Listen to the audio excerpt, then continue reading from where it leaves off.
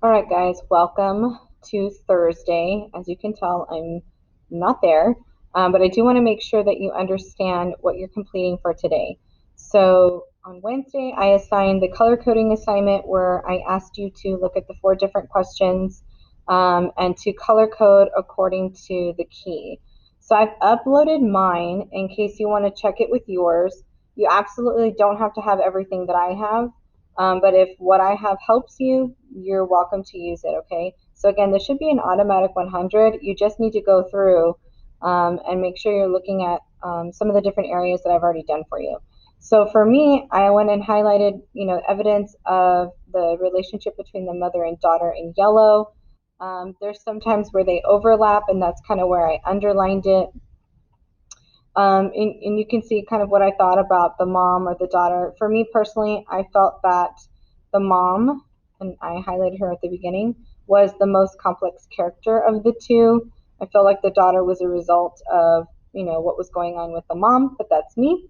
As long as you have evidence, you're good. Three was asking about the archetype that best resembles the daughter. And so it really is going to be the everyman or the innocent.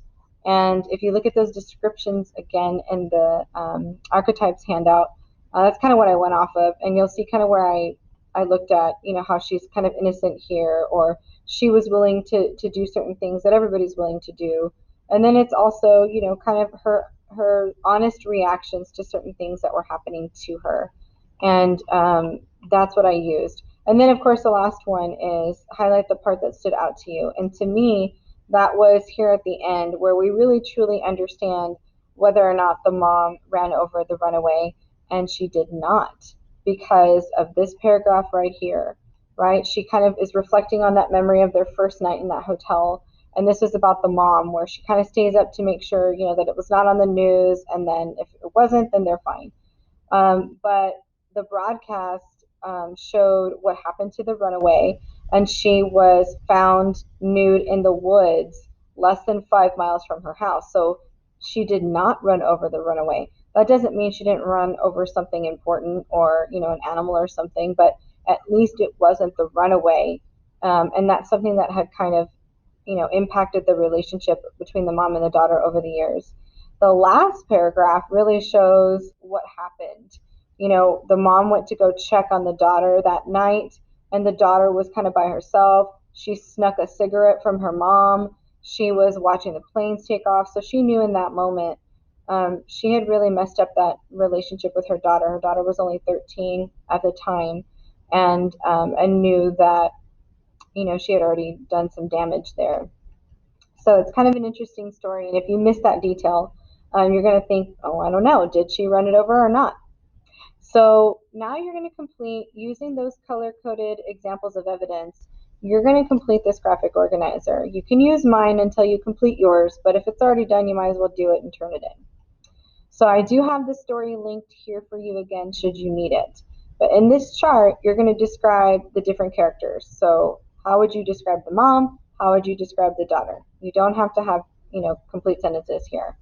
And then, of course, the archetypes. And if you click here, it'll take you to the resource where you can look at the 10 most common archetypes we've talked about. So here you can use my example and choose one of the two. And again, you can look at some of the evidence that I've highlighted, but you need to put that in your own words. Your evidence would be here. So if you copy it straight from the story, it's going to go right here where this red line is. And for commentary, you're going to talk about the connection between, you know, the text evidence and how you know that the girl is this particular archetype. So use the details from your character description. So if you're right here, whatever you kind of talked about to describe the daughter, talk about that. And then also the clues that you can find on the archetypes list. There are descriptions in there with like definitions and some character traits. Use that to help you in the commentary part. So I don't necessarily need full sentences or anything like that, but you definitely want to draft this out because you're going to need it for tomorrow's assignment. Plus, it's also a daily grade. Then you have an attendance question in case you don't get to finish this today. I don't want to, base attendance, but whether or not you turn it in. So your attendance question is about the archetype. Are you going to choose the everyman or the innocent or something else? So in a new entry, just type in, the archetype that you choose, and that'll get your attendance as long as you complete that before midnight. All right, that's all we're doing today. Use the resources I've given you. Please make sure that you make every effort to complete this because half the work's already been done for you, and you're going to need it in tomorrow's class. All right, have a great Thursday, everybody, and we will see you tomorrow. Take care.